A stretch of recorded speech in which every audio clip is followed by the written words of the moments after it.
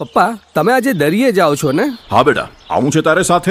ના ના પપ્પા, મારે તો કોલેજની પરીક્ષા છે. પણ તમે જરૂરી સાધનો અને દસ્તાવેજો લીધા ને? અને ટોકન પણ ભૂલાય નહીં હો. હા બેટા, બધું લીધું. આ વાળ અમથા કાંઈ ધોળા નથી થયા.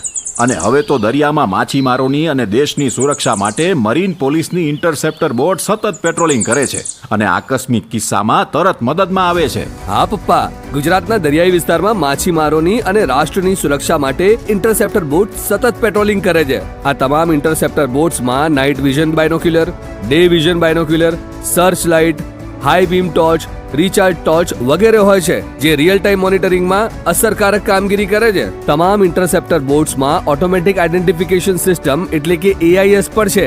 એટલે દરિયે તમારો ફોન ના લાગે તો પણ અમને હવે ચિંતા નહીં. હા બેટા, હવે તારે આ મનીષાને કે તારી મમ્મીને મારી ચિંતા કરવાની જરૂર નથી. જા, તું શાંતિથી પરીક્ષા આપજે. અને આપણી સજાગતા અને તકેદારી આપે દરિયાઈ સુરક્ષાથી રાષ્ટ્ર સુરક્ષાની ખાતરી. ગુજરાત મરીન પોલીસ દ્વારા જનજાગૃતિ માટે પ્રસ્તુત.